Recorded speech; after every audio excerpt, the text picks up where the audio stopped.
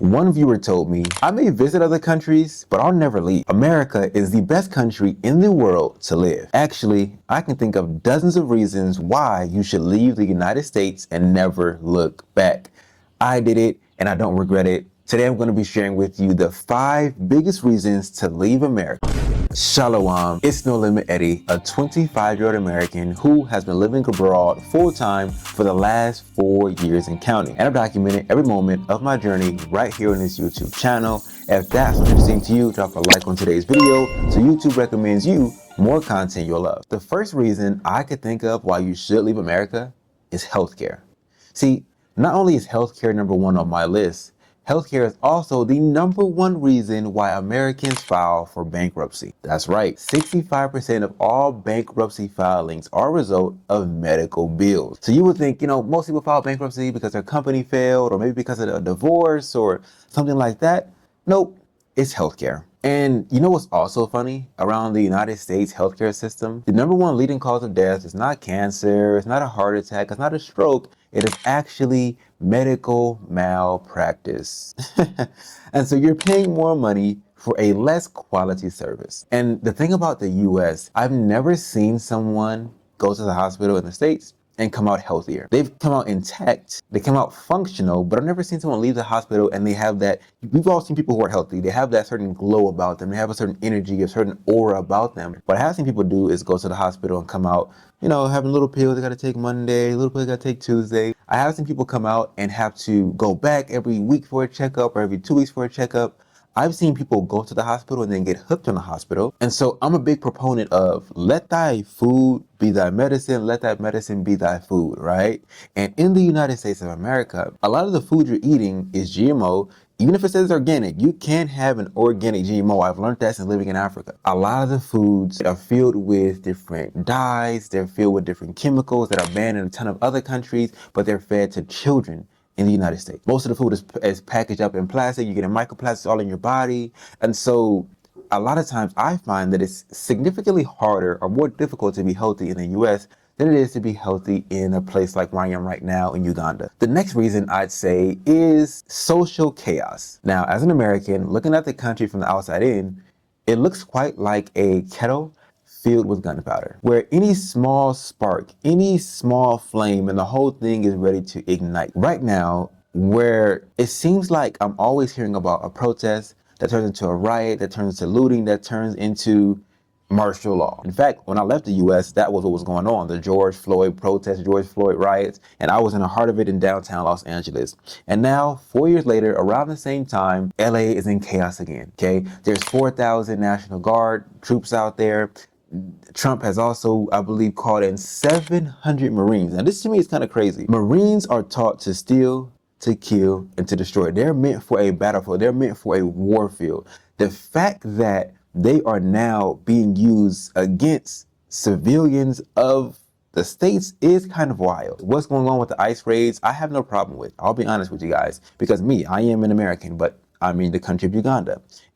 And just yesterday, actually, I went to extend my visa because if I didn't extend my visa, I'd become a criminal. Why? Because I'm staying in a country without their permission. That is not allowed. The places that I'm going to are far more socially stable, it appears, than where I'm from, Los Angeles. And then besides the protests right now in LA, you got the governor of the state suing the president of the United States, right? Like you got Gavin Newsom versus Donald Trump. Like it just looks like the Bible verse comes to mind, a house divided shall not stand. It looks quite crazy right now. Now I get it, right? It's very simple to say, leave America.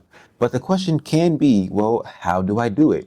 So if you're someone who needs to know the tactics, right? Like how do you find an apartment in the next country? How do you pick the right country, right? How do you need to learn the language of that country to be able to assimilate? All those things I answer and I teach you inside of the Ultimate African Relocation Guide. And you can pick up your very own copy in the first link of today's video's description. Reason number 3 is America actually has the highest prison population in the entire world. And it's quite ironic that the motto of the country is the land of the free, the home of the brave. In reality, it is the least free place to live on earth because a prisoner, by definition, means you have lost your freedom. So America, when I say it has like the highest prison population, yes, I mean in total number of people in jail, America leads all other countries. Even when you break it down in the per capita basis, and per capita, in case you don't know, it means like for every 100,000 people, 100,000 people in China, every 100,000 people in Japan, every 100,000 people in Uganda, every 100,000 people in the US, how many of those people are prisoners? America still leads by a wide margin every other country in the world.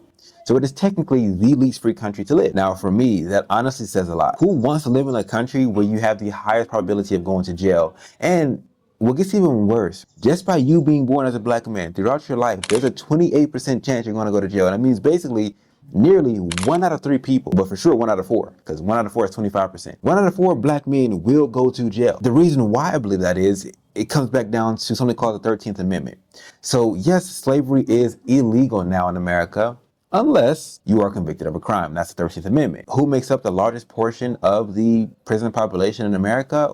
Well, maybe let's say my kind of people, black people. And so has slavery gone away? No, it's just changed form. So we're now, it's behind bars, right? So it's even less visible than it was before. Now, slavery was a money-making industry in America. And still to this day, jail is a money-making industry in America. You have private prisons in the United States that make millions and millions of dollars per year. If you're living in a country where there are industries that make millions of dollars off of putting you in jail, that's alarming, that's scary, and that plain and simple is not right. And let me tell you guys something else. The purpose of a business is to make money. Every business has to ask itself, well, how do I get more customers? If you start a bakery, you ask, how can I get more people into my bakery? If you start a clothing store, how can I get more people to buy my clothes?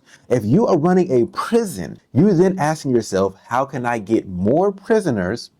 And number 2, how can I get them to stay longer? That's allowed in America. Let me tell you something else that's quite funny. Just the last point, we talked about the ICE raid, we talked about immigration. Do you know those people who are being collected in ICE raids? You know where they're being sent to, right? Private prison. Interesting when you think about it. And they're bringing in the US military to help make sure those people get to those private prisons. That's a very big reason, especially if you look like this, to leave the United States of America. Reason number 4 as to why you should leave America and never look back has to do with the cost of living. This probably is the number 1 reason why I'm so glad every single day that I have left the US of A. There's lots of articles talking about the penny is going extinct.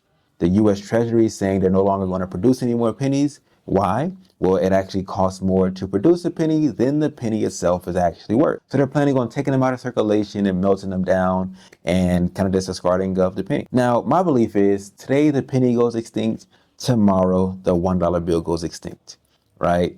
When I was a child, $1 used to buy quite a lot of stuff. However, now when I talk to my friends and family that are still living in the States, one thing they always say is $1 isn't worth anything. You go to the dollar store and you can't even find an item for $1 anymore. You go to the 99-cent store and other items are actually 99 cents, right? Like the dollar is absolutely becoming worthless in the United States. While it's quite the opposite where I am. See, when I was in Egypt, my rent kept getting lower and lower and lower. Not because the landlord was saying, hey, you're going to pay me less money each month. No, it was getting lower because the US dollar was actually growing in strength abroad while it was shrinking in value in the USA. There's so many countries where you can go to where you turn in your dollar and you get a significantly larger stack of the local currency. And that local currency actually buys more than it would buy you in the United States of America. There are people in the United States who are working more hours, can't afford to live in safe neighborhoods, can't afford to live in quality housing, who will go bankrupt if they attempt to visit a doctor. When you really think about it, does that sound like the greatest country ever to live in? Not to me. So I can say for me personally, one of the greatest blessings, the greatest financial blessings I've received from the Most High has to be the fact that I know how to make US dollars while not living in the US. Most people know how to make money. Of course, they work a job. But like, if you can no longer get a job, could you produce income? For most people, the answer is honestly no, right? And people might say, well, if I tried, I probably could do it. If that was the case, you wouldn't be doing it already, right? And I do teach you how to do that. It is linked in my description. I don't see any point in the near future where the dollar is going to actually gain value in the US. It doesn't take a genius to recognize having a US exit plan is a good idea. Now, you're looking at someone who's been traveling and living abroad full time for the last 4 years, and I've interacted with countless people who have done the same. I've compiled the best, the most accurate, and the most useful knowledge inside of a book. I call it the Ultimate African Relocation Guide. If you want to have a solid US exit plan, you need to grab your copy. Pull out your phone and scan the code on the screen right now, or click the very first link in today's video description to grab your copy. And I'm practically giving this book away because of how little I charge. So hurry up and grab your copy before I change my mind and raise up the price. This right here is reason number 5, right? The 5th reason why you should leave America and not even look back. I'm going to just label it as qualified immunity. But in reality, it's a broader concept as to where there is something called lawfare in America, where it just seems like there's a very big us versus them mentality with the civilians versus the police, the civilians versus the government, right? Some people are right now saying, I don't want this war with Iran, but the government is going ahead with it anyway. When you talk to the police, you're constantly afraid that they're fishing for information to give you a ticket or to put you in jail or to take your stuff through civil forfeiture, right? Civil asset forfeiture. And so there is lawfare. The same way there's warfare, there's lawfare, where they can use a law to get anyone they want, whenever they want to, right? There's nobody in America that's so squeaky clean that they can't find a law inside of that gigantic book to slam you with, to hit you with. And the stress of knowing you're within that system is a burden that you don't even realize you're carrying until you leave that system entirely. Again, like I told you guys, 1 in 4 black men, really actually higher than that, basically 1 in 3 black men will end up in jail. Are 1 in 3 black men always committing jail-worthy offenses?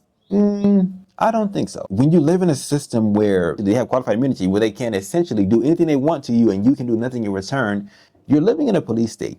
You're living in a true dictatorship. You're living in a system where